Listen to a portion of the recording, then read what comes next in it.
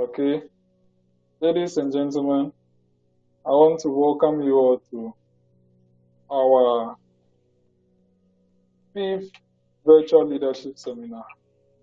We'll go ahead and take our opening prayer. Almighty God, we humbly beseech thee to look with favor upon this youth impact parliament. Grant that it may perform its high duty as in thy sight.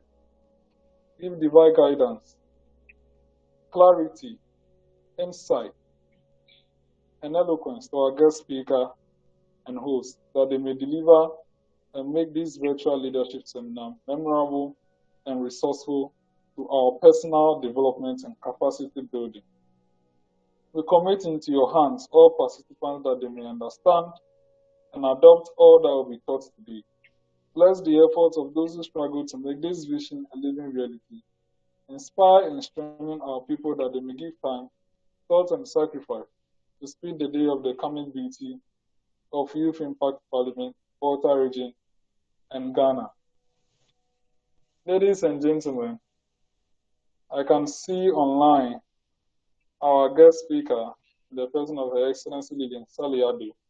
I can see Belly Courage, Junior, Dennis, Nketia, Che, Elijah Kanadi, Godwin Kwashi. All of you who are currently online right now, I want to welcome you. And I'll go ahead and deliver a welcome address. Madam Guest Speaker, honorable members, fellow participants, it's an honor for me to host this memorable event as your speaker of this Youth Impact Parliament once again. This youth organization is focused on impacting its members positively and significantly. This occasion is assiduously promoting the vision of this parliament. The topic for today's leadership seminar is the role of United Nations in maintaining world peace and meeting the expectations of the youth. And this topic will be handled by our guest speaker, Her Excellency Lillian Sally Addo, Country Head of United Nations Youth Association and President of Humanitarian Reachout Foundation. She is an international figure, a role model to youths of this country, and a humanitarian destined for greatness. I hereby wish, and on behalf of the leadership of this House, humbly welcome our guest speaker and all participants to our fifth virtual leadership seminar. Thank you and welcome once again. I'll proceed to introduce our guest speaker. Honorable members, Madam Lillian Sally Addo was born on the 5th of June, 1978. She is a citizen of both Ghana and America. She had her secondary education at Manfensam Girls Secondary School from 1992 to 1994. She obtained an associate degree, diploma, and certificate, bachelor degree, 2 master's degrees, and she is currently a PhD candidate. Madam Lillian Sally Addo received some awards while in school. She received 2 Presidential List Honors and 2 Dean's List Honors, in all earning 3.96 grade points at Kaplan University. Madam Lillian Sally Addo is currently serving as the Chief Executive Officer of Creative Entertainment and Events Management Limited, Creative High-Tech Solutions, and Creative Language School from 2010 to date. She is also the founder and president of Humanitarian Reachout Foundation, which is a non-governmental organization. From 2012 to date, Madam Lillian Sally Addo served as president and co-founder of Models Union of Ghana, which is called Moduga, from 2016 to 2018. Madam Lillian Sally Addo is also serving as president of the Creative Arts College of Ghana, CACG. She is also an executive member of both Musica and Ghana Artists Club, and also she is the Supreme Board Chairperson of Moduga, all from 2018 to date. Her Excellency is currently serving as country head of United Nations Youth Association Ghana. She is also the co-founder and president of Fashion Industry Association of Ghana and co-founder and board chairperson of Fashion Designers Union of Ghana since 2019. She was recently outlawed as Global Ambassador for Commonwealth Entrepreneurs Club. Her Excellency went the extra mile in her professional career and achievement to achieve the dream goal of being an influence in the lives of people and helping the vulnerable. She is also an influential person seeking to make life better for youth and persons deprived of basic fundamental human rights. And one notable achievement of her, she created opportunity for youth to serve in mimic versions of notable public offices of Ghana, worthy of emulation as the Youth Government Initiative of the United Nations Youth Association, where we have the youth president, youth vice president, chief of staff, youth ministers, sector ministers, deputy sector ministers, youth regional ministers, and deputy regional minister, speaker of parliament, deputy speakers, clerk, and youth MPs, youth chief justice, justices, and youth municipal, district, chief executives, and mayors. Her Excellency is also a woman who has great love for the work of God.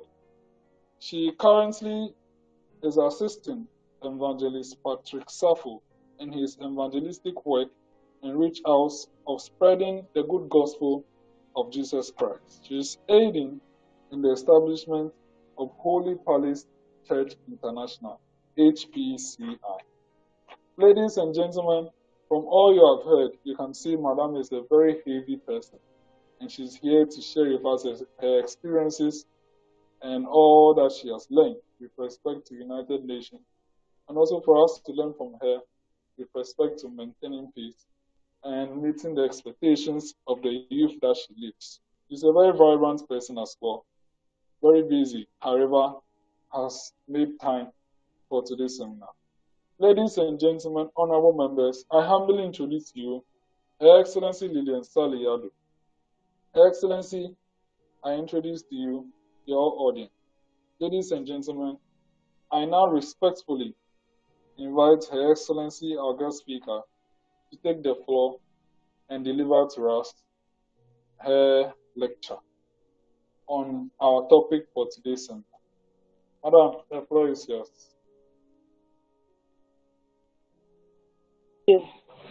Thank you very, very much. Wow, that was a very long introduction. And I'm very honored to be here, Jones. And anytime I have to deal with you, I feel very. Unfortunately, I have to turn on my camera because I turned it on. I realized that my battery was running, and just closed from a meeting, and I'm in my car. So I can't really plug things here. So I want to be able to save battery. Along the line, if I realize that we are going and I have enough battery, I'll turn it on again. So I hope that I'll be pardoned. Yes. Yes. Better for me to save it and then lose you guys halfway. Exactly. Yeah. But in the meantime, I hope that everybody can hear me and everybody is fine. We can hear you perfectly. Yeah. Yes. Okay. So the congratulations to this group for inviting me, and then Lou Jones, who is the director admin of the United Nations Youth Association Ghana. I've been monitoring you guys, and I can tell that from all the way in the Water region, you guys are doing very well compared to a lot of youth parliamentary groups in Accra, who would wait sometimes for their districts or municipals to organize stuff for them. And I believe that it's all because of the leadership that you have. And I don't want to make promises, but I'll just make sure that the Parliament office is aware of the good things that they are doing. So just in case that they are doing anything to choose the best parliamentary, to remember that all the way in the Volta region, under the leadership of the Honorable Speaker, all right, Honorable Speaker Jones, you guys are doing very well. Thank you Yeah. so much. So there we want to know something about the United Nations and what role they are putting in place to maintain peace with respect to young people. I hope I'm right. Yes, I'm please. not reading. Yeah. So first of all, it would be nice that all of us know what the UN is and when it was formed. But anytime I'm talking about the United Nations, I encourage young people to know the UN Charter. That's very, very important. Very, very important. Yes, please. But let me just say that when you talk about the United Nations, in simple terms, a lot of people think that the UN is a company that is there. That's just like how we have different organizations or international organizations. When we talk about the United Nations, it simply means different governmental organizations, okay, aiming to maintain peace and security and also enhance um, friendly relationship or unity among nations. Simple terms. If somebody says, what's the UN?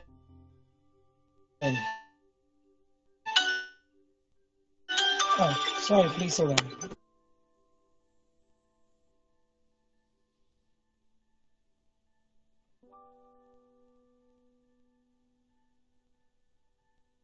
Yes. Madam was distracted by Yeah, a call. Yes. yeah. So, the United Nations in like I said, was formed in October 2024, 1945, October 24, 1945. Okay, and this was after the World War, and we know how war starts. Today, we are going to focus on peace and security. So, if there was a war, I just need all of you to understand this in very simple terms. There was a war, in the Second World War, whatever, and after the war, the world realized that there has to be what is called United Nations, intergovernmental organization to maintain international peace. When we say world war, it means that one way or the other, the whole world was involved in this war. If the whole world is friendly and or united, there's no way we will fight. It's just like being in your family. If you are united, your uncle's side is united with your grandmother's side or your paternal side, there's peace and everybody is living in harmony. There's good communication, there's understanding, there's trade amongst you. There's everything is very transparent. I don't think that there'll be confusion. Even in our very homes. If you're not at peace with your wife, you can realize that it affects your children. Most of you are young here. So you understand that among you siblings, if you have 4 kids and one person decides to be close to the other, and the other person is close to the other, and there's no good communication, people can just even read along the lines, read meanings into what is not necessary, and jump to conclusions. Even in our schools, all these things happen. So let's say that in your parliament, if the speaker decides to be one-sided, and there's no unity, there's no friendliness, there will not be peace. So when there's a lot of chaos, misunderstanding, and there's always confusion, there will not be progress. So that's when the speaker or one or two people can stand and say, listen, this is happening because there's too much division. Let's come together and form one body. We are different governments, we are different people, but it's very important that we become one people so that we can do things among ourselves, so that we can have meetings among ourselves. I'll not sit down and say, okay, I'm in Africa, I'm in Ghana, let's do our thing. Let's have a face that will interlock all of us. And then once a year, we'll have something that is called General Assembly. An assembly is where a group of people come together, sit down and dialogue. And it's usually there's more peace and there's more harmony when people sit down and they talk. You realize that when two people want to come into agreement, there's no way there can be an agreement without communication. So the world decided that, listen, we cannot sit down and watch the world fight again. It's possible that somebody might not understand somebody in the near future. The only way out is to come together as one body. So that is what we call, that is how the foundation, how the United Nations came about. And if you look at the word united, united means unity. Nations means nation, country. So we have the plural word, nation, peace and security, to develop friendly relationship. And the most important thing is to achieve harmony. You know? So that's what the main purpose of why the United Nations was formed. And I have just said, and most of this information, we don't have to go too much. If you Google, you can even find a lot and lots of them.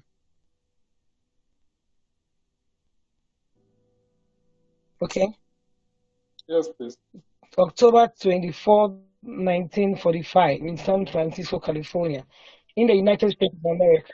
That was where this was done. I think now we have about 193 countries being part of the United Nations. Okay? And then what else do you have to know?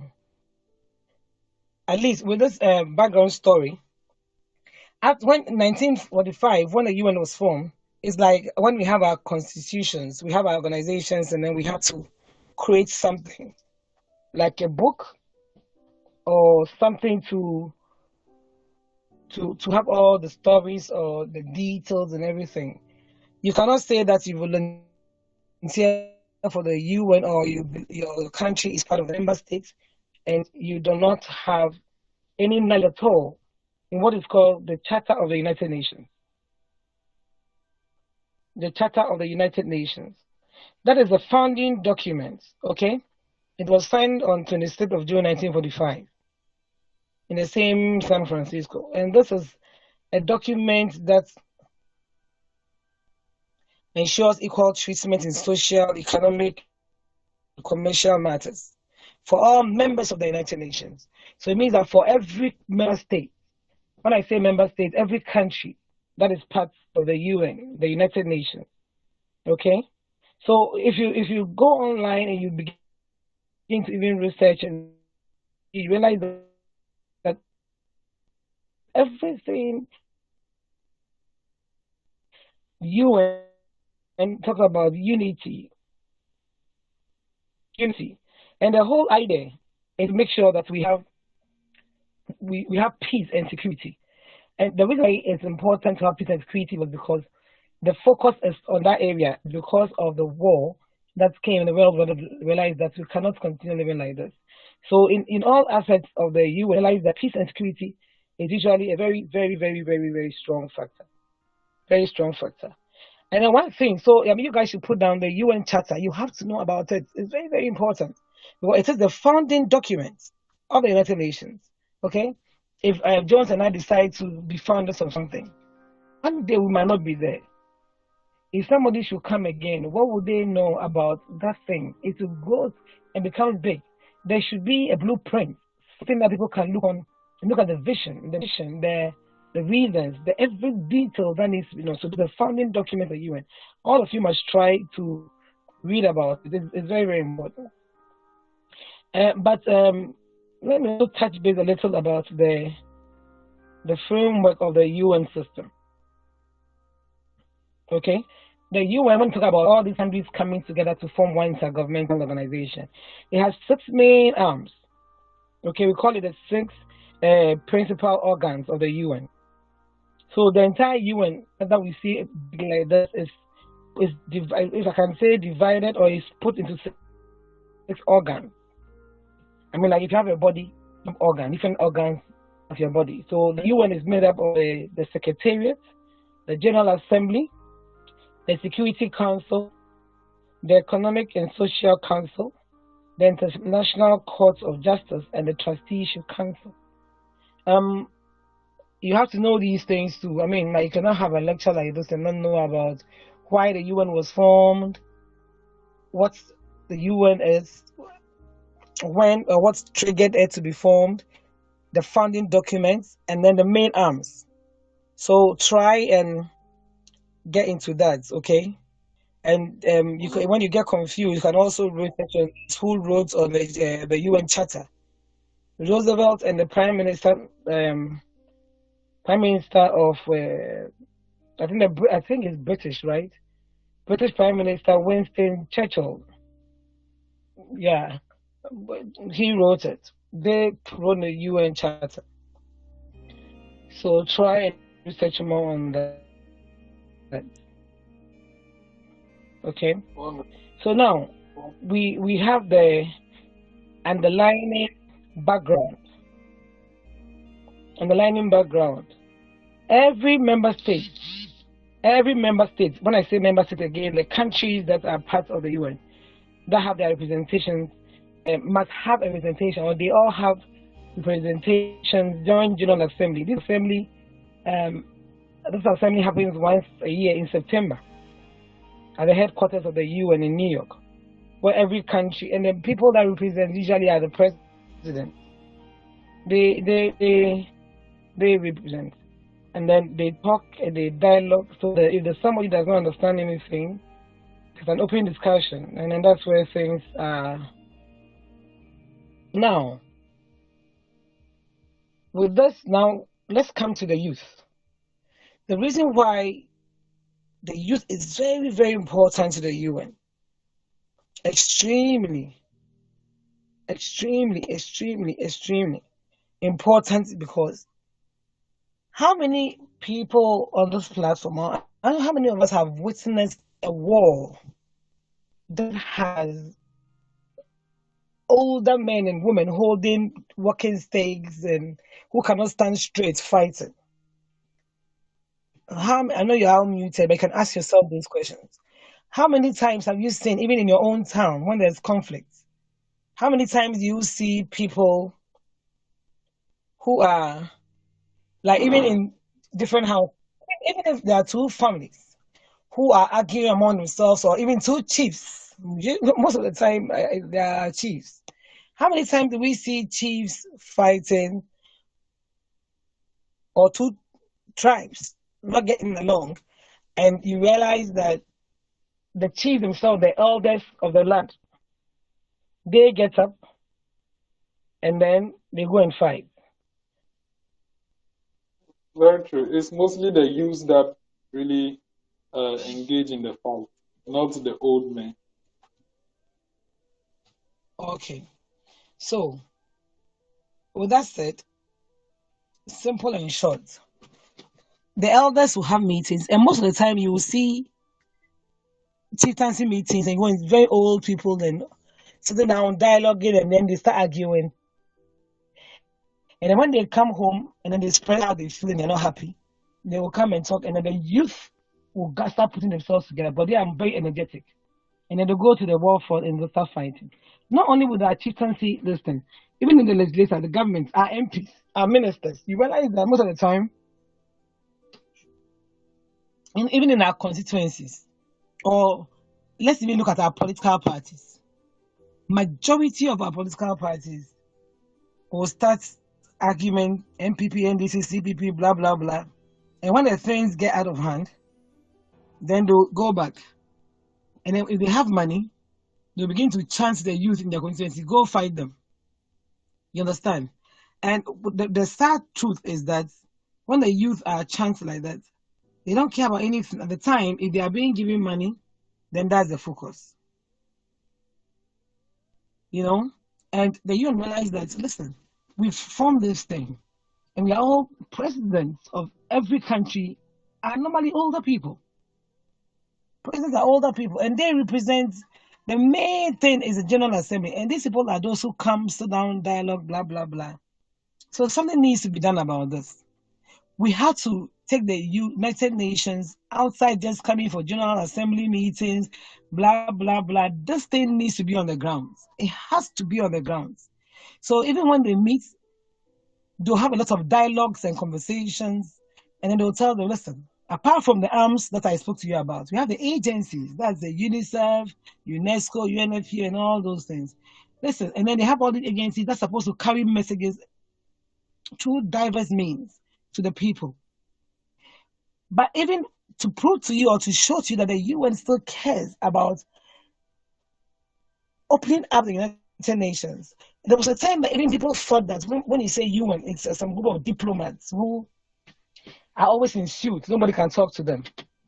So these are the reasons. And then people thought that, hey, this is not it's not a child's play. Hey, UN is for big shots and all that. So the UN realized that, Chani, there's something more that we can do. So then that's where groups like WFUNA, the World Federation of the United Nations, was formed. So you can see the WFUNA that came about was supposed to be a voluntary, people that were volunteering for the UN were part of the WFUNA. So WFUNA came in place to make sure that a lot more people who will not even call themselves diplomats to be able to get closer to the UN so that they can know. Because these few people who are the senior diplomats, some of them are making the UN look very complicated in some way. So let's have WFUNA. That would be like the people's movement of the UN. You talk about movement, you talk about what is movement? Something moving from here to here, or a push. So WFUNA is the movement of the people, the voice of the UN. So now everything the United Nations wants to do, apart from the agencies that have their own concentrations, the only organization that can talk about everything, get into every business, move around, do this, all topics, whether it's UNICEF agenda or it's WFUNA. It's the movement of the UN. It's the people's movement. Who are the people? The people are the members within the member states of the UN. So WFUNA had to come in place to now call us for more volunteers who, by so many means, maybe they are not officials or diplomats or workers or interns of the UN, but they believe in the agenda of the UN and they are ready to push it. And what is the agenda of the UN? The agenda of the UN is the whole world coming together, having one voice and say, we have to push for peace and security. We have to push for human rights. If we don't, if we push we allow discrimination to take place, then one part of the people will feel depressed and stressed, and then we will not be able to enhance international relations. Then we'll not be able to maintain peace and order. At the end of the day, we don't want another war. We don't want the world to get up and fight again. So let's have WFUNA also getting up, building up volunteers on the ground. So that's how WFUNA came in place, the World Federation of the United Nations. So every country is supposed to have a UNA, United Nations Association. It's like having an organization that says that, oh, as part of my social corporate responsibility, let me have an NGO that can be used to do this. So the United Nations decided to have WFUNA that would push in the agenda on the grassroots. A lot more volunteers come out and spread the word. So just in case a president can attend a General Assembly, go back to the country, and maybe due to political reasons, decide to be slow on an agenda. So that's the work of WFUNA in every country. So now, as WFUNA kept going, they realized that, listen, we've been talking about peace and security, human rights, and all these things. Majority of the members of the UNA2 are older people. What are we going to do? And the one arm of the UN to that is the Security Council. That is not even WFUNA. Also decided that, listen, we have to be able to pass laws. So you see, we are talking about the role of the United Nations. So as I'm saying all these things, look at all the efforts, the roles that the United Nations has put in place and so continue to do. Even when they expand, they do all these things, they also realize that, listen, we have to do this. So the Security Council, that's one of the organs of the UN, decided, listen, let's pass Resolution 2250. So it was also passed, and Resolution 2250 talks about peace and security. The whole idea of UN Security Council Resolution 2250. You guys should write it down and read more about it. It talks about the inclusion of young people to be part of the decision-making process across all levels. So it doesn't matter how your country takes decisions, whether through legislature, whether through chieftaincy or religious, across all levels. It does everywhere. The UN's agenda is that, listen, there has to be a way that every country would include young people in taking decisions. Because when young people are left out, there's chaos. Because we want to push peace. Now, older people go and sit down and dialogue. Young people are not aware of what is going on. Meanwhile, young people form the majority of the human race all the time. And they are always on the front line. But if from the making and taking of decisions and the planning, young people are put to the table, it will be very, very difficult. So if you ask me, what is one of the major steps the UN took? I'll say passing of the Resolution 2250. It's a big deal for me. And having Wufuna, who was already on the grounds, getting more and more volunteers in every country, making sure that there's UN in every country to understand what the UN is about, why we are all getting together, why the whole world is getting united. Now, the Security Council is also passing Resolution 2250. How do you pass this resolution without young people? If you tell the older ones and they are jealous of young people and they still don't implement it, how would they be able to achieve it? The UN also now appointed a UN youth envoy. So now at the UN headquarters, we have somebody, a title, a state, an office that is called UN Youth Envoy.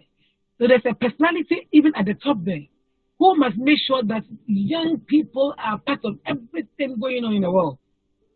Must be able to organize empowerment, model United Nations. So now even model United Nations programs came about and a whole lot. So the UN has tried in so many ways to create or develop programs that will begin and even introduce paid intentions, where a lot more young people will be accepted into UN circles to come in with their intention. While they are there, they learn more about the UN as to whether they work there full time or not. They can go out there and talk about what they have seen in the UN. But so many years ago, people thought that the UN is just one country being biased and doing their own thing.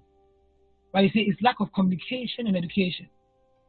And if we don't get together like that and include young people, then it's going to be a waste of time. So whilst Wufuna realized that this whole 2250 has been passed, Wufuna realized that, listen, even with the Wufuna, there are too many old people. Let's separate the youth. Let's gather the youth. Let the youth also be together. And that's the reason why they also formed what is called, where I am coming from, the UNYA, the United Nations Youth Association Ghana. So the UNYA, in short, is Wufuna. But this one has UY inside, meaning that these are young people that are part of Wufuna. They are part of the UNA, but they are more vibrant. They are more outspoken. So whatever the UN is saying that the UNAs are pushing, let's also throw it to the Wufuna youth, so that those people can also create or develop initiatives that will interest every single youth in their country. So let's say we have UNA here, full of older people. Now we have to engage young people. That's what the UN is trying to achieve. So now, why don't you guys create initiatives that will attract every youth? And let's remember, not every youth is in school. So we cannot develop only educational programs. Some kids don't want to school, that they want to do sports. So it means that the UNYAs might develop sporting activity.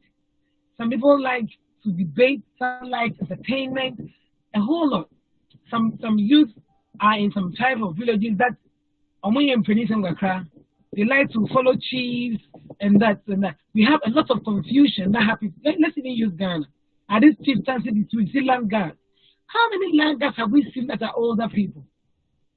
When you talk about war, fight, it starts from countries, it starts from tribes, and then it develops with neighboring countries, and then allies get involved. You understand? So these are the reasons why Bufuna youth or the UNYAs are supposed to develop initiatives to gather young people to different initiatives, okay? So that we can be able to satisfy the interest of every youth to come together. Once we have all these groupings, we know that we are all coming from one source. We have an agenda. The agenda is to maintain peace and unity. So let's say if I organize all the youth in my area who like sports together, I organize all the youth in my area who likes education, and I know that we are all from one umbrella. We can create common activities among ourselves. And once we are able to achieve that, it means that it's very easy, or we will be able to eliminate confusion in our community. So UNYA, for example, believes in building community clubs, campus clubs. So you go here, there's confusion, you come here, there's confusion. You realize that one of the ways that you can easily achieve peace is that, okay, all UNYAs come, like our campus clubs. We have the United Nations campus clubs. And we know that on campus, you have the SLC. The SLCs now have become very, very political, extremely political. So if we have a UNYA on a particular campus, the membership of that club must be MDC, MPP, CPP, and whole lot, a mix. And that is the only way we will be able to say that, listen, when we meet as a United Nations body, we are for peace.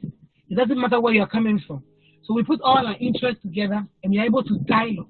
You realize that from NDC and Jones is MPP, if Jones goes back and people are trying to talk to him, because we met at a UNYA platform and we are there, and we have a lot of youth empowerment programs, a lot of talk on peace and security. When we go back to our various political parties, it is very difficult to us to be able to go and instigate fights, because we've used our different backgrounds under one umbrella to learn about peace and security.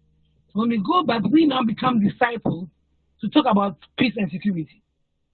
So this is what the whole thing about UNYA is about. People ask Lillian, so why are you guys doing UNYA and you are doing parliament, you are doing entertainment here? Recently, we're doing a lot of sporting activities with Zena on the stadium and a whole lot. So people wonder. And sometimes we see you doing medical activity screening. Sometimes you go to the rural places, sharing slippers and all that. The whole agenda is to attract every youth. And once we get their attention, to talk to them about the essence of maintaining peace. And all these initiatives are something that's from the United Nations through the UNAs, the UNYAs, the Bufuna Youth Network, the UNV, the UN Volunteers, the Youth Envoy, even now the SDGs. The SDGs came to place to achieve all these things. And how many people do you think, how many elderly people do you think can go out there to push the agenda of the SDGs before the 2030 agenda? It's young people. That's why you see UNYA trying to create what is called the SDGs ambassadors. These people are people that we chant, we move into your community to talk about the SDGs and get disciples that will follow them to do everything practical steps to achieve what the UN is advocating for. So the role that the United Nations is playing are some of these things that I've mentioned to you. Okay? So I'll pause here. If anybody has a question, you can ask. If you have a question, you can ask. And then the last thing I'll also say, if you are in a country that is a member state of the UN, then it's very, very important that you see yourself, your individual self, as part of the United Nations, and then get to monitor the UN online, what's going on, blah, blah, blah. When it's getting time for General Assembly, you can organize platforms. You can even organize a youth forum, get young people to speak, say something, send a petition to your government. When you attend a General Assembly, this is what I want to talk about. It's all allowed. Okay?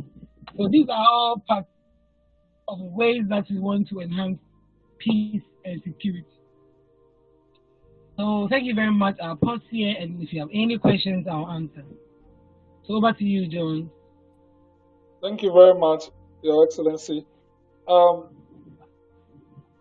Honorable participants, if you have questions, kindly indicate it in the in-call message, and I'll call you to ask your question. However, I have some questions that I want to ask. My first question goes like this. Your Excellency, you have realized that you have much experience with respect to United Nations and even international affairs. Can you share with us some of your experiences within the international space? Maybe places you went to or transpired, how youth assemblies and then all those decisions they have taken have affected our local government and then all those. If you could share with us some of your international experiences, we would really love it. Thank you.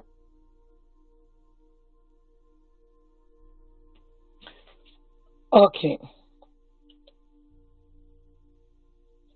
Um, is there any other question, or I should just answer this, and after when you ask, then I can. Yes, please. You answer mine, and when there's any other question, we would admit it for you to answer. Okay.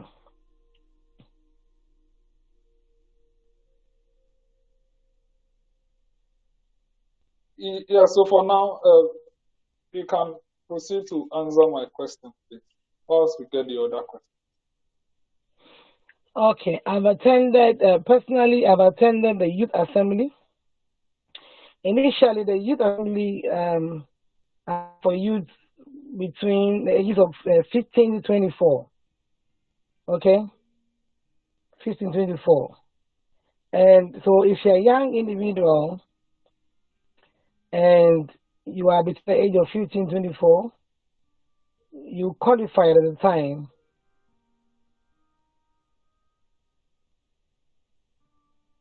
to attend the youth assembly at the United Nations. It's a biannual event which aims to foster conversation between students, UN representatives, the private sector, civil society, and the main purpose of these youth assemblies are to empower young people, okay, from all over the world, and encourage them to become active participants, okay, especially since the introduction of these, what do you call it, SDGs. The SDGs, that's where formerly known as the MDGs, okay. So that's how come the youth assembly was formed. And personally, when you attend these youth assemblies, you meet a lot of young individuals that you will be marveled. You'll be like, what? Now, the age, even this year, there's a release for youth assembly that is 35. The age is even shifted to 35. But every year, listen, you attend these youth assemblies and you see people who are much older. What does that tell you? That tells you that even when the first time I attended a youth assembly, I was even older than the age that was specified. It's allowed. Younger, yes, I think before the corona year, we went to the UN headquarters. The first one was in Washington, D.C.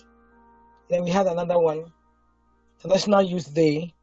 And we had a lot of young people from Malaysia. One little girl gave a speech, was just like 8, 9 years old. So the youth assembly will give all this age range, but when you get there, you see first and people who are younger than the age or older. And all these people see themselves as useful. And I always share this experience because it makes me feel or realize that when you say youth, who you say youth? It's a mindset. It's a mindset.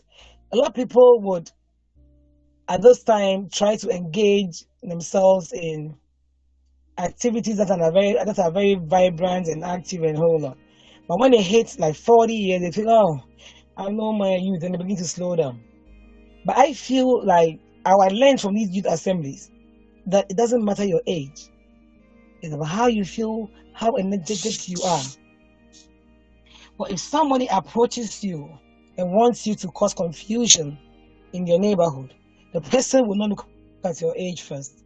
The person will look at how vibrant you are, how energetic you are. So from all the time, anytime I come back from a youth assembly, one thing I share is that if you find yourself in your community or in an environment that your voice really matters, that you are someone that when you get up and you scream or you shout, everybody listens to you. And everybody says that, wow, this person's our leader. Anytime you have the energy to move and thousands of young people, hundreds can follow you, it means that you are youth. It's one of the things I learned. So the whole idea of assembling young people is that you are the voice. The now, I always say the now future. Whatever the future, it starts from now. So please, let's not begin to slow down and say that let the next generation come. For as long as you have the energy to work, then you look at yourself that somebody can approach you to create any form of confusion. Be the voice of your community. Have a peaceful voice. This I'm saying, I even learned it from the youth, one of the youth assembly. I have traveled to different countries, attending international youth programs, forums, seminars. I've spoken on different international platforms where maybe I'll be given a topic to just touch on. But when people begin to ask questions, you realize that it's very important to also engage yourself or network yourself with people from different cultures, people with different type of reasoning. We shouldn't. One of the things I learned speaking on different platforms is that we must not restrict ourselves or to our cultures or be one-sided or have some kind of mindset. Let's say, oh, I'm a Ghanaian, we have our culture, we have a way of doing things. You must make sure that you have an open mindset. You must not be quick to judge people. You must begin to look at people. And anytime you find yourself on a platform with different people from different cultures, on an international platform, Lillian, what I always do is I'm quiet. I listen more. So sometimes when I travel and I meet people, they say, oh, Madam Lillian, you're always quiet. But those who know me know that I'm not quiet at all. But a lot of people that have met me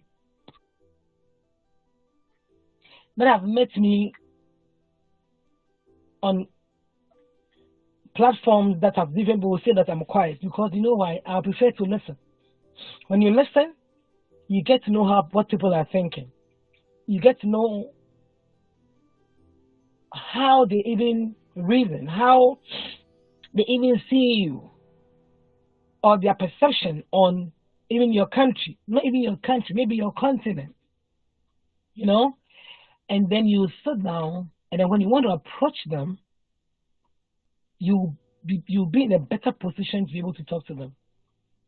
Because, like, even if you look at Ghana, the Ewes, the Gans, the Fantis, even among the Akans, when we say Akan, look at it. Akan is broad. Now the Chains, the Shanties, even the Shanties and the Chains don't get along. And they're all Akans, the Fantis. So if you go to one tribe or one area and you see how they very little things that you take for granted, especially let's say you go to a typical fancy home. I'm a fancy, so I can always use that. If you go to a typical fancy home, fancy men are trained sometimes to even serve their wives. You see, a typical fancy man that was brought up with like maybe the parents are fancy, grew up in the central region. You'll not be surprised to go to the home and he's washing his wife's things. You'll not be surprised to go to the home and maybe the wife is taking a nap and he's bathing the baby and he's doing on that. I'm just striking average. A lot of men can do that. But it will be very difficult to go to another tribe to see the man maybe doing and the wife is resting. It will be like a taboo, even amongst us as a country. So imagine going on different platforms and meeting people from Zimbabwe, from here, and remember, they will also have their tribes, their way of thinking, planning, and everything will be different. So my experience is that anytime I'm on any of these international platforms, I have to listen more, observe on what people observe before I draw my conclusion, before I begin to say things I'm not supposed to say. So it has also helped me in my everyday life. It has helped me know that people are different.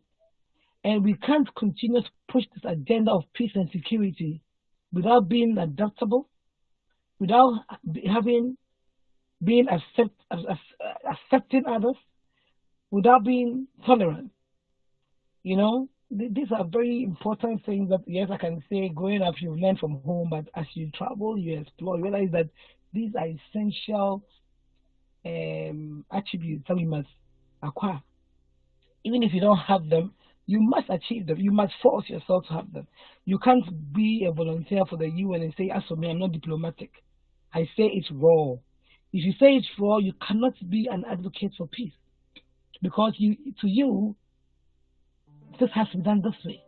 Can't you have common sense? If we do this way, it's going to be this way. And then you go on an international war front or a dispute, and two people are fighting and they don't understand each other. Your first bet is not to take sides, it's to be neutral and observe. You realize that these people, their culture is this way, this is the way they think. These people, that's the way they think. So now you can strike and say, okay, now let me look at how I can just pick this and pick this, create a neutral platform where you realize that they can agree.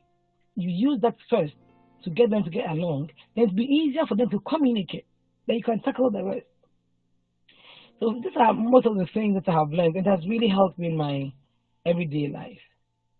Yeah. Thank you so much for answering that question. You have given us an insight as well. Um, Fellow participants, if you have any question, kindly indicate it in the income message in our colleague. But since there is no indication, I'll proceed with my question. Her Excellency, in your presentation, you have indicated that UN has developed structures which is supposed to make the voices of youth louder and give them more opportunity to take part in decision making. There's a saying that wisdom comes by age, and sometimes the aged say that the youth have more opportunity than them since they are old. So it's like they're trying to incinerate that, let the old occupy. And when it is your turn to also be old, you occupy. Her Excellency, does this favor the United Council Resolution 2250? If this saying, does it favor it or it actually contributes the realization of these of the SCR 2250? And in your own opinion, how can this saying be tackled in order for the 22 resolution 2250 be realized?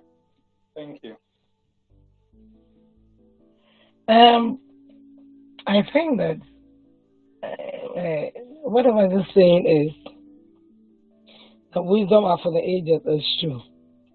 But I don't know how to say this in English. There's a proverb that says,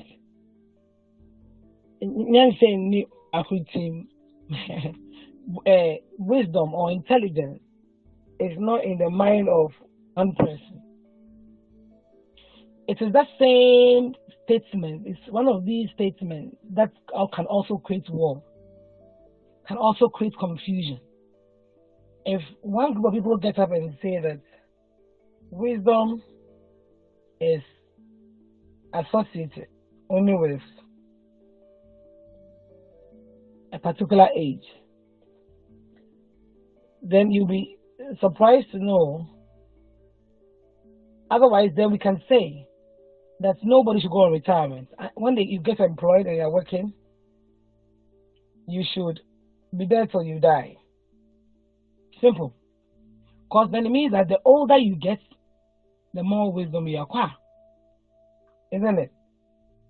Yes. The older you get, the more wisdom you acquire. So why must you hit a particular age and then retire?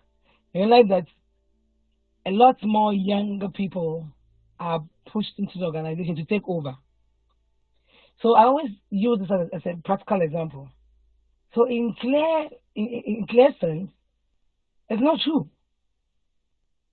It's not true to attribute wisdom to particular age.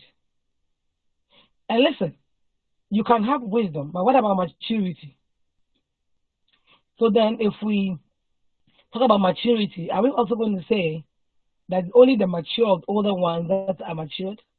Sometimes you see lots of young people, some even under the age of the acclaimed youth age, who are very matured in taking decisions. You go to some homes, you see the parents not agreeing, fighting all the time, not being able to even communicate very well. And sometimes it will take the children. It will take the children to be able to open the eyes of their parents. How do we achieve wisdom? How? The certain type of wisdom that we achieve from our homes, growing up, your environment, the type that we get from a school. So we have different mindsets, different. I don't want to talk about wisdom, and that's a whole topic. But let not anybody deceive you that when you say wisdom is only for the aged, it's not true. Otherwise, then they should be there working, take over everything till they die. But even with that, we have weakness. We have people becoming fragile. So it's really important. Simple and short, Jones, let me explain it to you. It's very important that it doesn't matter how old you are. If you think that the wisdom is for old people, then begin to mentor young people. Simple and short, teacher. Begin to mentor young people and give them, transfer that wisdom to them. But they are more energized, they're energetic, they are vibrant, they are this. And if you are old and you know that you are full of, are very wise, full of wisdom, and you can achieve more, your energy level will even go down as you grow older. So even if that's the case, why don't we impact this wisdom, this knowledge that we have to a much more younger people? So when the reality sets in and you are weak, and you imparted this wisdom to a younger version of you, that person can take over. So in simple terms, young people are still the now future. Because in all aspects, when young people are instilled or burdened with a lot of wisdom, plus their energy, plus their education, plus them being empowered, mean that they can do better. If a younger person is taught well and given the right direction, empowered, that young person will realize that taking care of these elderly people is a priority. It's like having a child, and training the child right. The child grows up, it doesn't matter how much money the child makes. The child knows that, listen, I have to take care of my parents. It's not my responsibility to become a mother to my parents, but I have a responsibility to ensure that they don't suffer in their old age. If every young person in every country is empowered, educated, directed, given good guidance to grow as they grow older, mature well, and acquire a lot of wisdom, they will know that even if the elders retire, we have to put them in place to secure their future. And the world will be much more of a better place. So the UN decides, let's put in a lot of things to make sure young people come to the decision-making table. They realize that it is better for them young people to be part of taking the decisions before these older ones go away. So that these people can be able to be stronger leaders. They'll know better from their own maturity, from their own knowledge, and plus what they have first-hand learned from these elderly ones. So that as other ones, the impartation or the impact is given to the next generation. So if I've answered your question, wisdom can never, or being wise can never be attributed to a particular age or an age group. It's never true. It's never true. And even if it is, then let's let Resolution 2250 work. Let's empower younger people, assuming that they are not full of wisdom. And let's teach them. Let's guide them. Let's help them acquire the wisdom that they need to acquire. Let's help them mature right. Let them know that it's important to maintain peace and security, that engage in useless activities that will bring out chaos and fight. Let's share with them how the World War was how terrible the situation was, what caused it, tribal confusion, misunderstanding, and all that. And then once they get all this knowledge, they will be able to take better decisions and act right.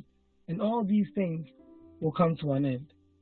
So I think that's about it. Thank you so much. Thank you so much. Mr. Godwin Kwashi, would you like me to read your question or you unmute yourself and ask your question? Hello. I think, yeah. You read it for me. I should read it for you. Okay, so if you have Yes, any please. follow-up, you can ask after Her Excellency is done answering your question. Her Yes, sir. Excellency, Mr. Godwin Kwasi wrote, Madam, you alluded to the fact that peace is the common surviving factor for every society, and that is the only reason why United Nations is established to bring peace among its member countries and beyond. But you would bear with me that the society UN has become, you bear with me that society UN has become more reactive than proactive when conflict arises.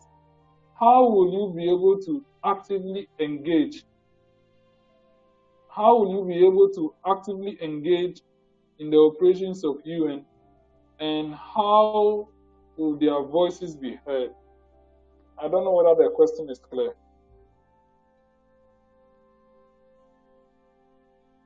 I think that he's just trying to, I don't know, but I don't want to get it wrong, that the UN is not functioning the way it's supposed to be or what? Yes, Mr. Godwin, kindly clarify your question. Yeah, that is what I mean. Because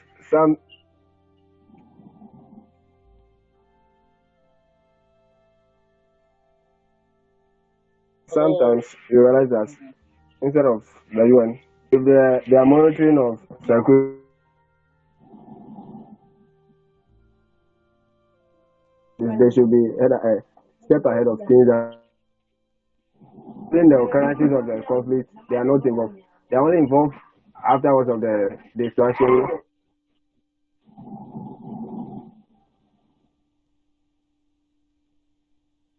Okay, the line is breaking. The line is breaking, but if you say that the UN is proactive, then there's a good thing. Because who is a proactive person? A proactive person or individual is somebody who is constantly looking ahead, looking into the future, making sure things happen. You understand? Proactive people are always actively engaged. Okay, observing. And if okay, let's even try to. And I think if you ask me, that is what the UN does. The UN is always having meetings, getting the agencies. Like I said, even UNYA comes down to UNA, UFUNA, and all that. And it's to organize activities ahead of time. We don't have to wait for the UN to come and attend the General Assembly and come and say, go and do this. It looks at a vision. We have to get this thing done. We have to represent it. So, Godfrey, your name is, the UN has read into the future and realize that, listen, we are all from different backgrounds, different countries. If we don't set up institutions, if we don't put together agencies that will have different focus areas, if we don't engage the youth now and get them to be actively in model United Nations programs, we organize some in different countries to encourage them to move around the world and blah blah blah, engage each other, then it's going to be more problematic. And listen, one of the ways and one of the easiest, I don't know any better way that the UN can do this by preventing war. And somebody say the UN waits for war to come. No. But I said, United Nations is not one country sitting there somewhere like one CEO calling all the shots. They're all these countries together. And all these things, they all have a role to play. That's why in my first presentation I said, if you find yourself in the member states of the UN, then see yourself as UN. Why is this UN there? It says peace and security, good communication, blah, blah, blah, blah, blah, blah. Then you ask yourself, what role am I playing? So you don't sit in Liberia and then you don't even pay attention to the UN. They say, let's form UNYA, mobilize the youth. You will not do it. Come, let's volunteer. You will not do it. Come, let's do this. You will not do it. And then when somebody somewhere don't agree, what you could have helped, and it starts creating confusion, and then you say that, now UN people have come. Now that we are fighting, they have come. What else do you want them to do? They will have to come because they wouldn't want it to escalate. But what was happening when countries begin to look at what's happening in Russia and Ukraine? People are sitting there blaming the UN. Actually, if it isn't Russia part of it, what is Russia even doing? What active role is Russia playing in the UN? And some of these countries who don't want to listen to anybody. What do you want UN to do? UN is Ghana. UN is all the member states. They can put in policies. They can attend meetings, assemblies, conferences, pass resolutions. Let's agree. Why are we agreeing today and signing this resolution down? I hope you all know what resolution is. When it's an agreement that is passed into law, it's called a resolution. Let's give these resolutions numbers so that people can always reference to them and read about it. Why do you think the UN will pass resolution in 2250? Because it saw that into the future, if you don't put these things in place, enforce government, or put in groups or volunteer groups to push this agenda from today, in 2030, it will come back to hit us. And the only way these can be achievable is when you and I play a role. Jones and this person plays his role. This person plays his role. Then we spread the word. We gather more people. Let's assume every member state decide that, let's have UNA. Look at even Ghana, the Foreign Affairs Ministry. One single individual gets an appointment there, whose job is to handle multilateral, whose job is to handle all the UN organizations or agencies in this country. But that person will decide that because I don't like this person in this group, I will not mind them. I will sabotage them. And you find yourself working in a department called Foreign Affairs. You see, all these things are pulling down syndrome. We have people in the multilateral department. The current director, I'll mention her name, like maybe it's Kusebo. And one Cynthia Pra, who is the rep, or she was the secretariat for what we call the United Nations Information Desk, the administrator or secretary or whatever. When they don't like you, it doesn't matter what you are trying to achieve. They don't remember that they are working in offices that represent a body that is pushing peace and security, and they don't care. One day I have to tell somebody that told them, listen, you are doing this job and you go on retirement one day. What is the legacy? What are you leaving? Are you going to sit there and say, oh, when I was there, I was just traveling as a diplomat, I was just enjoying myself. You have to leave a legacy. You have to sit down and say, when I was there, I was able to ensure this officer to do things right. I was able to maintain peace and order. I always tell people, everywhere you find yourself, make sure you leave good footprints. Be remembered for the good things that you did. Be remembered for the peace that you stood for.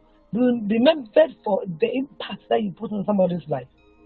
Don't take advantage and say, oh, what are the things I will gain at the expense of other people? The United Nations is not one person. So if you say that, oh, the UN is not being proactive now, the UN is not this, why do you think they're putting all these things in place? Who is the UN? It's you and I. Okay?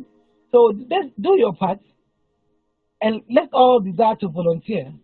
Sacrifice if we want a better world. Well, that's what the United Nations is all about. Okay? Thank you very much. Thank you very much. Mr. Godwin Kwashi, do you have a follow-up? Oh, I'm okay with the explanation. Thank you very much, madam. I have a follow-up on my earlier question. Her Excellency, I do concur with the answer you have given me with respect to the issue of wisdom.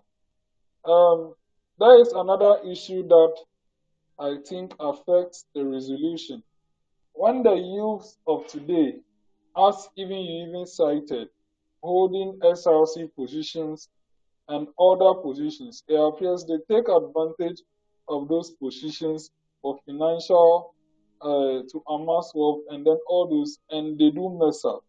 And out of this, it appears the aged or the people at the top feel like they are still not ready to take up very big responsibilities.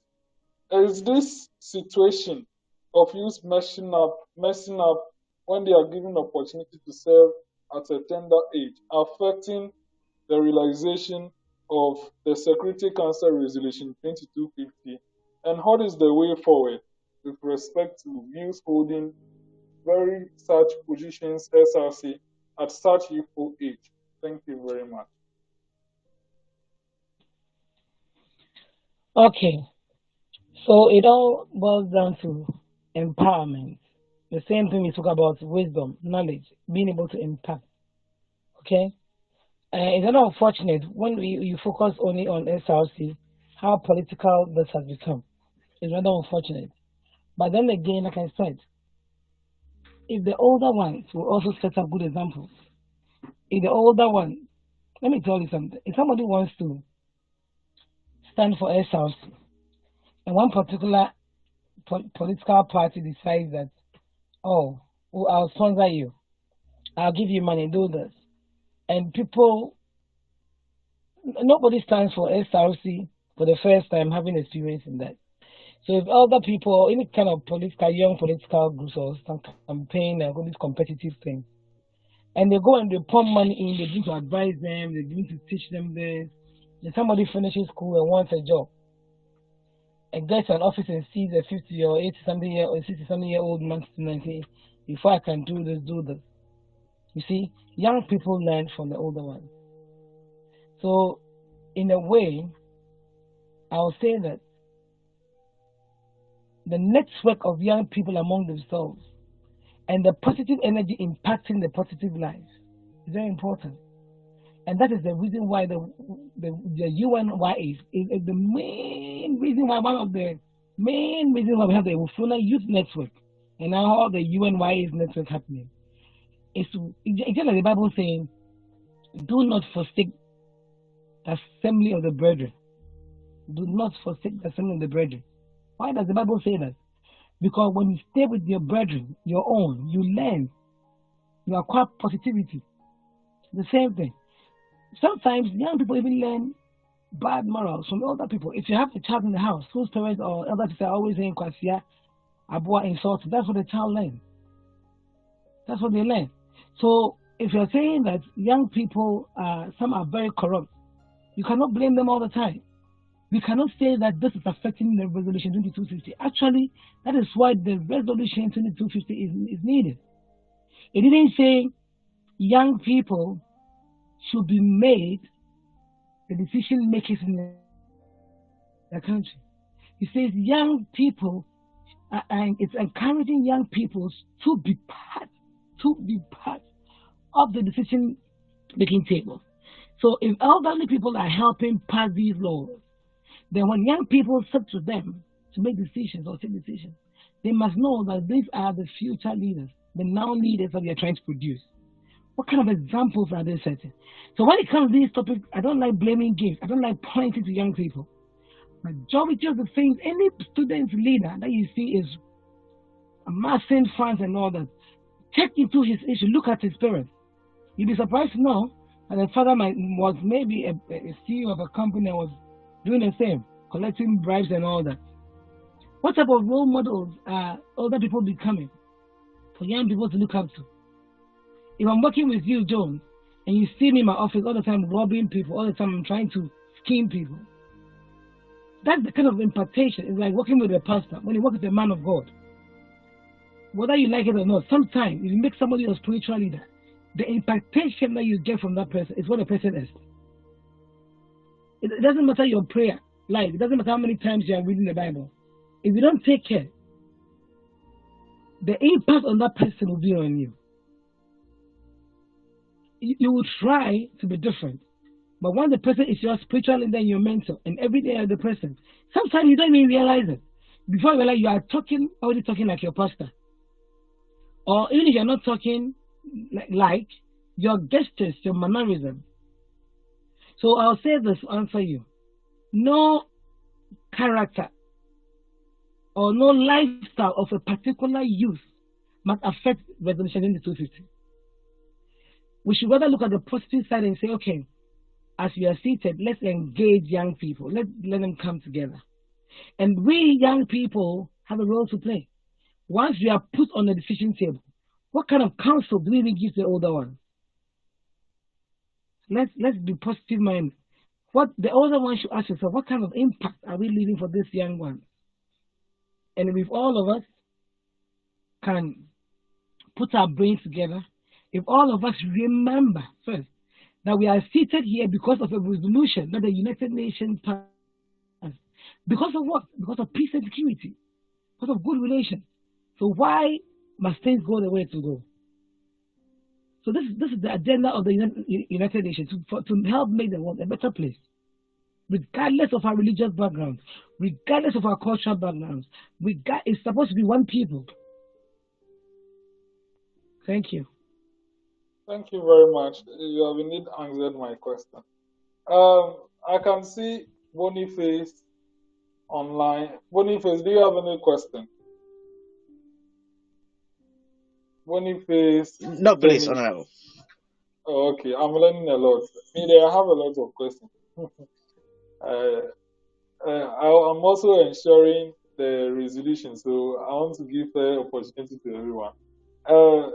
Mr. Dennis, do you have any question? No, please. Okay. Mr. Raffo, Rutherford, do you have any questions?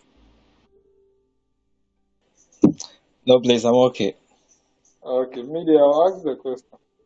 Your Excellency, we have seen that you are part of a lot of NGOs, and you yourself, you are a humanitarian, someone who cares for the deprived.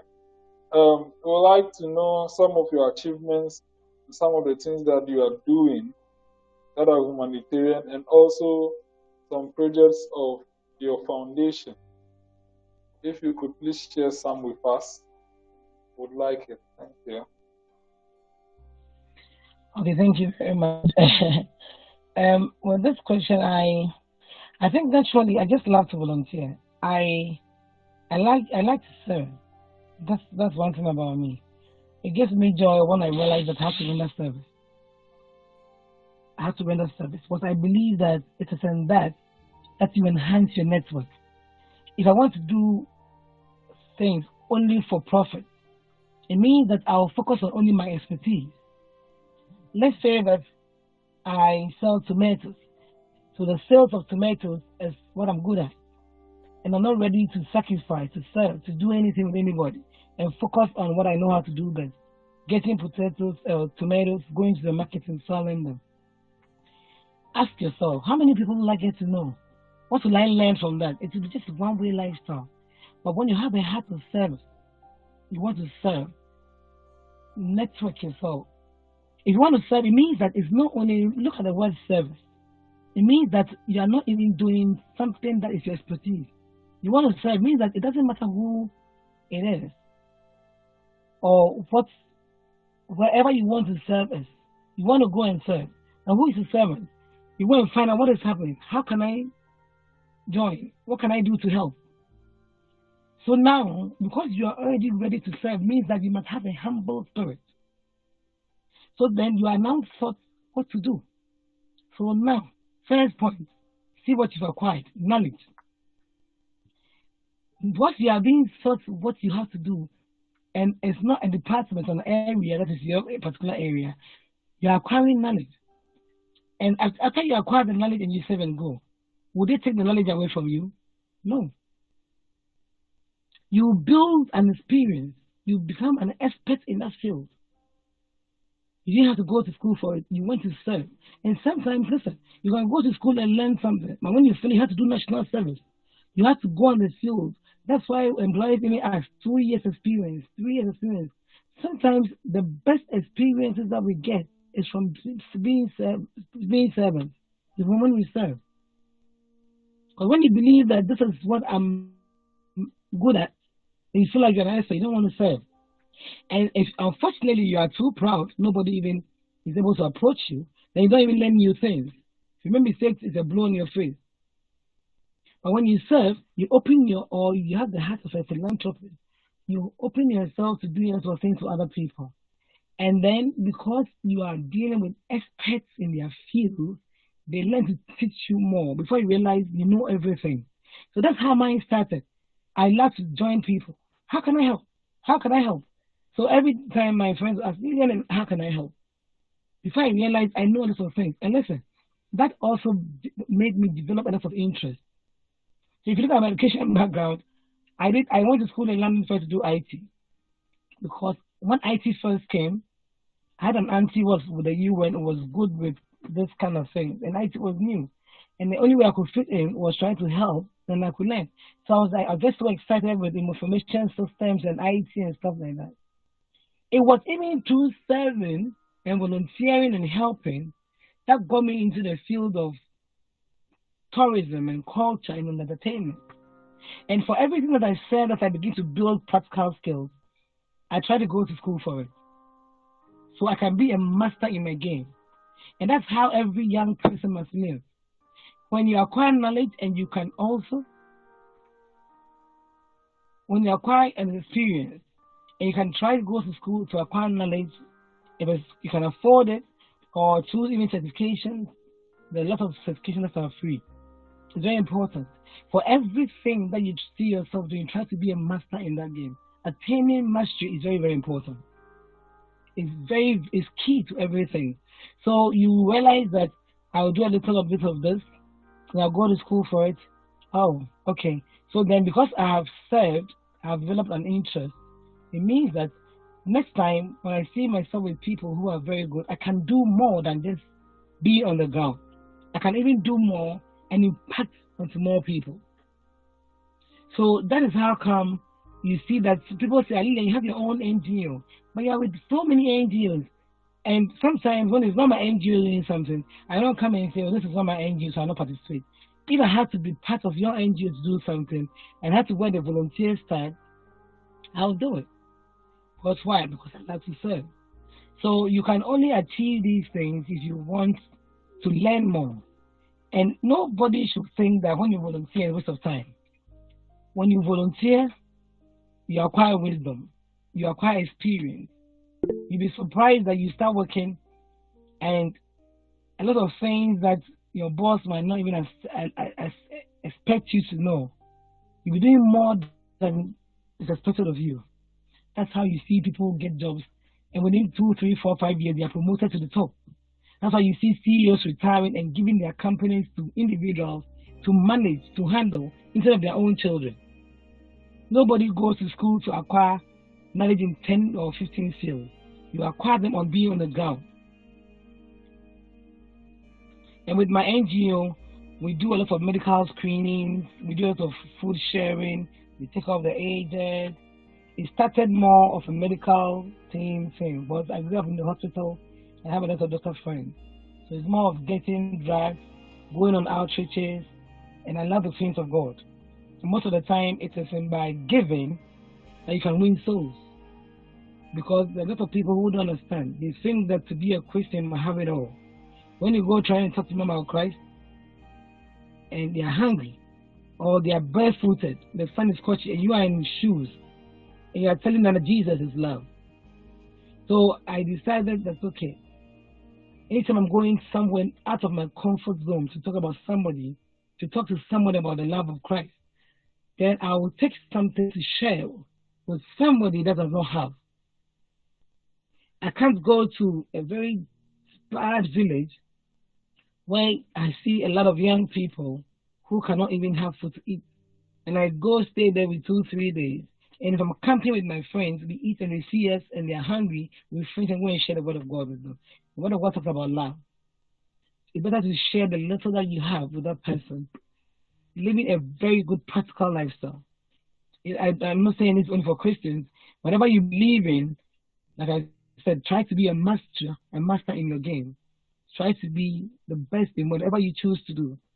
And then above all, try to make sure that for everything that you're doing, you are making impact and leaving good footprints. That's the only way that people can remember your good deeds. People can say that I can look up to Lillian and I can do some of the things that she's doing and I can also teach other people. And all that can help the world be a better place. Okay, thank you. Thank you very much, Your Excellency. Please, Mr. Raphael Rutherford, I think you have a question. Kindly unmute yourself and ask your question. Thank you. All right, thank you very much. Please, my first question is, as a youth, what are some of the essential or key factors to consider in order to make meaningful impact in your society or your workplaces? And then the second one is, I want to know, I would like His Excellency to give me some specific strategies, some ways to, in order to develop in, let's say, in mobilization of people to achieve a particular goal. What are some of the strategic ways in organizing this kind of people for them to follow you? Thank you. Can you please repeat your first question? All right, the first question, I said, as a youth, what are some of the essential or key factors to consider in order to make meaningful impacts in your society or your workplaces? Okay. So some of the ways or the strategies or whatever you can do to make meaningful impact. Being honest and having a positive attitude said that in so many ways. Listen, just put it in your mind. This is my workplace. What am I supposed to do here? What are the rules of this organization saying? And remember, it's not what you say, it's what you do. It's always what you do, not what you say. You can go for an interview and brag and talk and talk. Why do you think people get sacked? From school or from workplaces? This is what I have told myself, Lillian. Everywhere I go, I have to do the right thing. I'm not perfect, so I have to learn to say sorry. Sometimes it's difficult for some of us to say sorry, to apologize. It's very important to develop that skill also because we are not perfect. Nobody can live and say I don't make mistakes. But if you have a very good habit of saying sorry, acknowledging that you are wrong, and when your boss says one, you say three. There are some people, they will never say sorry because they always think that they have big mouth, they can justify themselves. If you keep saying, explaining yourself, and arguing your way through, one day listen, everybody get tired of you. Learn to apologize, learn to say sorry, you go a very long way. So that everywhere you are, you can make an impact. Let people even say of you, hey, as for Lillian, she will come and acknowledge this thing that you are saying that is Lillian who did this. She will come and if it's truly her, she will admit and she will apologize. It is better for people to know you that even you like to say sorry than they saying that as for this girl, she will come and lie about it. Hey, there are people that cannot be trusted wherever they are. You have to live a life that, listen, even when you did it, let people even begin to defend you before you get there. You have to set an example everywhere you are. They say everywhere you are, let the little light in you shine. Let it shine. Let it be known about Jones. That as for Jones, if you tell Jones to sit here, that's what he will do. If he gets up just in case because of some reasons beyond his control, he will let you know. Doesn't let you know and you come and ask him, he'll speak the truth. Listen, everywhere you find yourself, be impactful. Leave that place and be missed. Simple put, leave that place and be missed. Tell myself, I'm here for this moment. It's temporal. It's a journey for me. But I'll make sure that the footprints I leave here, anything I do, one day if I'm not here, there should be a vacuum. If you ask me right now, if John should leave UNYA, it will affect me big time. In fact, I can't afford to allow Jones to even decide to stop volunteering for the UNYA because he's a positive impact. Like he completes me as a country head. let's even say any of my deputies, one or two of them, or any of the patrons or board members tell me that only and I'm tired of you, I want to go. There are numbers of them that can tell them, I'll tell them, oh, it's okay, I wish you will go. See the comparison. I'm not about patrons and board members and head body members. There are a couple of them that can tell them, oh, you want to leave? Oh, I don't even ask them, oh, why, what's going on? No. I'll say, okay. In fact, if you don't take out, I'll celebrate. Because what does that mean tell me? They are occupying a space. They are occupying a space that somebody else could have been more impactful or helpful towards my journey in being a country head. If Jones decides to leave today, and unless I come to water ranging to go and look for the chief, to go and help me beg him not to leave, it tells you that he's making an impact. He is not giving me money. I need money to control UNYA. He's not giving me money. But every day of his life, anytime he types hi to me, I feel like I have to relax. Anytime somebody else will type hi to me, I feel like, oh, Jesus, I'm dead. There are some people that when they even greet you, then you get upset because you know that it's trouble. There are some people when they greet you, you feel like, he has come, I'm relieved. You know that a lot of stress is going to go away from you.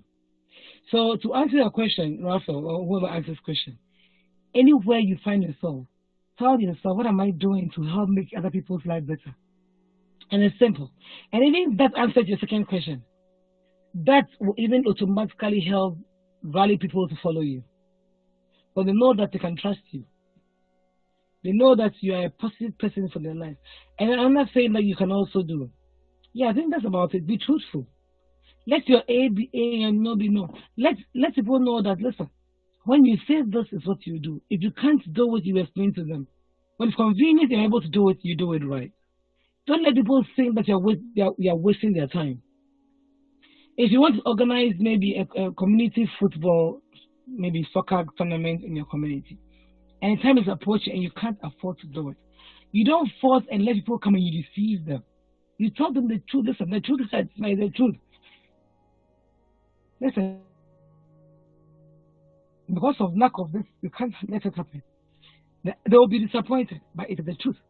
Another time when it happens, and they come there, many more people might not come because they think the last time disappointed them, but the few that will come, if you now have the provision or the resources, the few that will come to witness will have more than enough because others didn't come. And they can even go back and give better testimony. There are times I want to organize medical screenings and I'll not get enough drugs. And I'll tell them to listen, let's postpone this. Oh, madam, we'll disappoint the crowd. Is it better to disappoint the crowd than to get a crowd and not be able to satisfy all of them? So when I postpone, and then a few people will come, and you have too many drugs to give away, too many things, and then we're able to take care of each of them better. They're like, wow. Let me tell you, so anytime they say humanitarian Reachout is coming here, everybody wants to come. That will not only take care of them and give them prescriptions to go and buy, but I'll give them medications, we'll give them even some to their family members at home.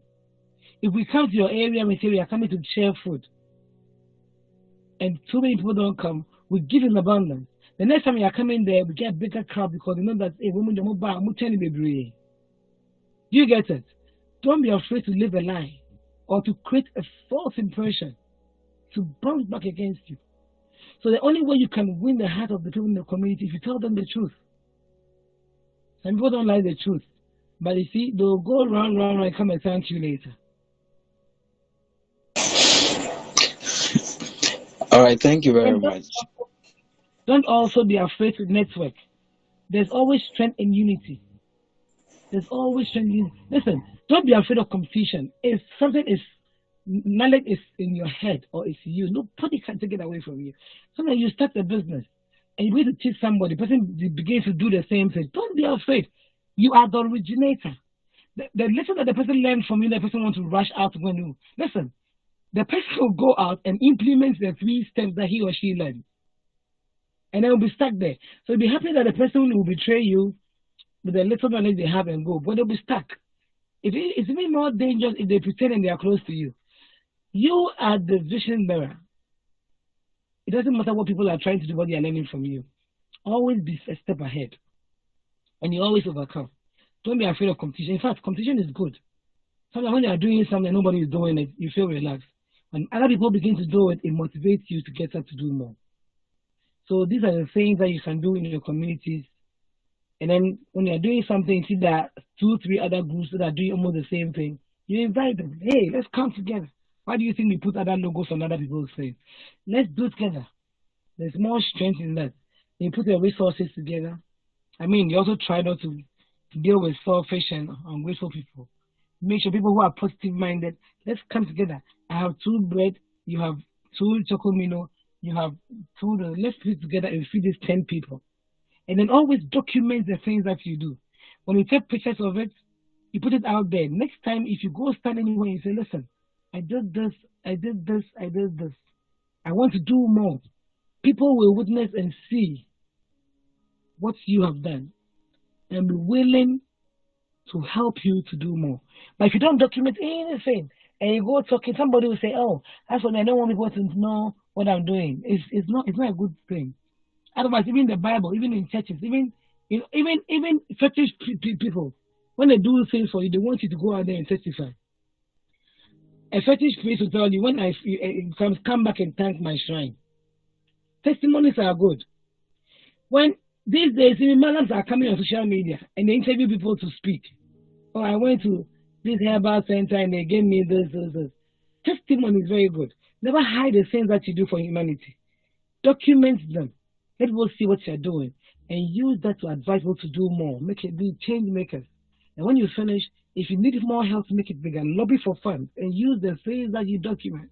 And don't wait to do big things before you come out. If you feel in your spirit you're a philanthropist or you like humanity, even if one person in your community that you're making impact, always document it, show it to people. You get people to even come and join you, like me. I like people who want to change their communities. If you call me, I'll come. Honestly, those are the things that it doesn't matter how busy I am. I just finished a meeting. See, I'm close and I came out. I left everybody, came into my car. And I'm using all these hours. I've been traveling, so some people are traveling to Andorra. I have to work on their passport before tomorrow morning. But I'm doing this because this is what gives me joy. When I have to talk to other people and then we share ideas like this, you ask me questions. Your questions even help me attain more knowledge. It helps me remember where I'm coming from and where the things I have to do more. The more you ask me questions, it makes me feel, oh, okay, so somebody's going through this. I'm giving this advice. When was the last time I even did that myself? Maybe I'm getting too busy. I'm passing some things. It's like a check, you know. Thank you very much. Thank you too. Oh, okay. Madam, thank you very much for the accolades during your answers. I'll try my best to also aid you to make more impact in UNYA and other bodies. Thank you so much. Welcome. Is there any other questions to Her Excellency? If there are no further questions, then we'll proceed to close the program. So if there are any further questions, you can still contact Her Excellency and she would answer or she will reply you. Her Excellency, before we go to the closing remarks, do you have any other thing you want to share with us, which might even be outside the topic for today's seminar? If there is anything, any knowledge, experience, or anything else you want to share with us, the program coming, you are free to do that right now. Thank you. Oh, I think I've said almost everything. I just want to say that I'm grateful.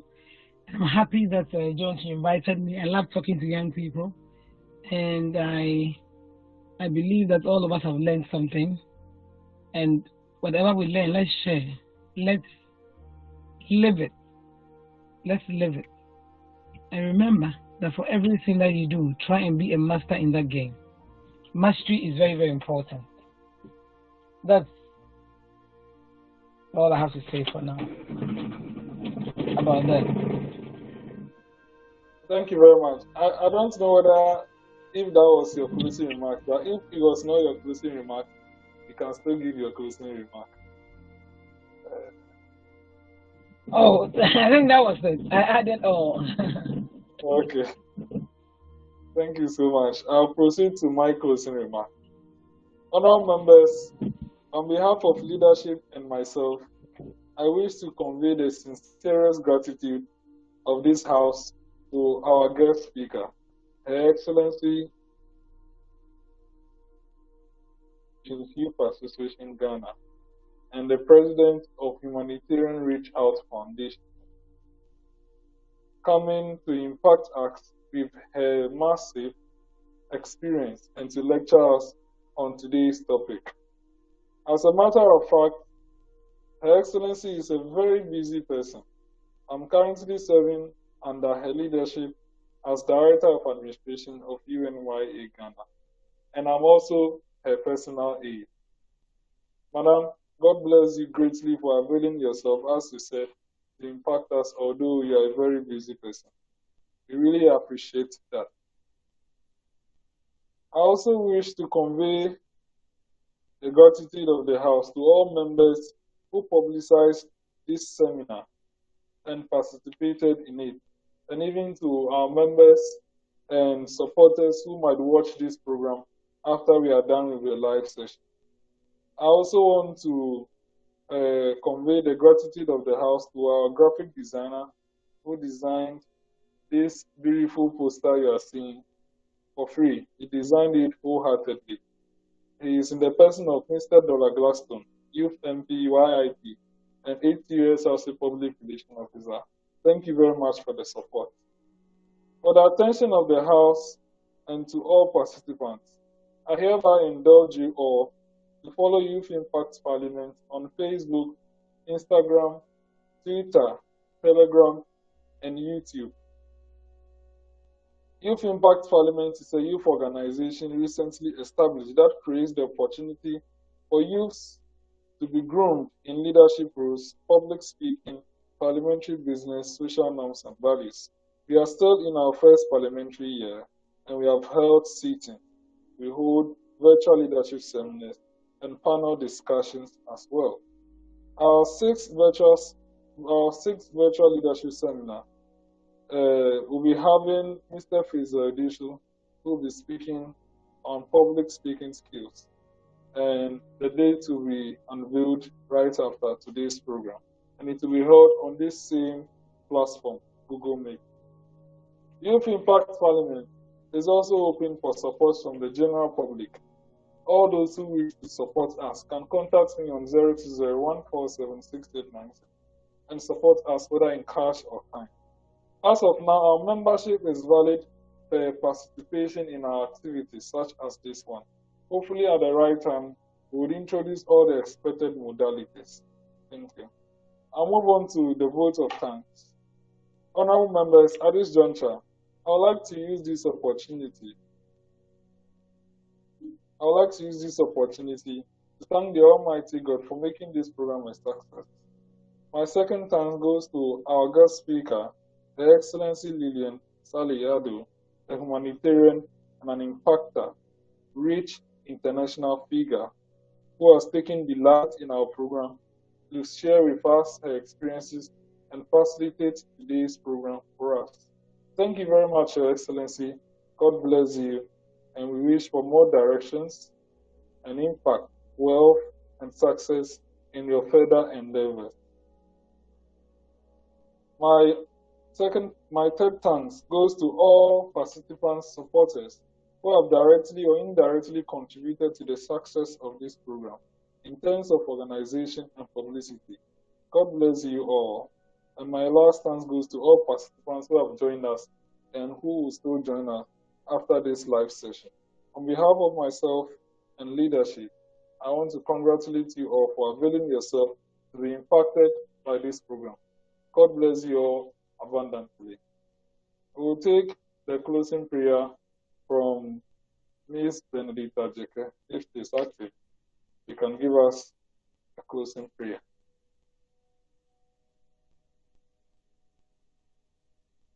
Hello, if she's not, yes. Kindly unmute yourself and give us the prayer. Okay. We thank God for this opportunity. We give Him all the praise for His kindness upon our lives. We pray that may we not be the hearers only. May He give us more knowledge, more wisdom, and more understanding. We pray for more empowerment for the leaders, that may the Lord grant them wisdom and knowledge so that whatever thing that they will do it according to His will. We thank God for the life of the guest speaker, for the knowledge and the wisdom she shared with us. We pray for more upon his life. In the name of Jesus, we pray. Amen. Amen. Ladies and gentlemen, I'm Jones Amegashie-Viglo, Speaker of Youth Impact Parliament. God bless you all and have a great night. Your Excellency, thank you so much. God bless you.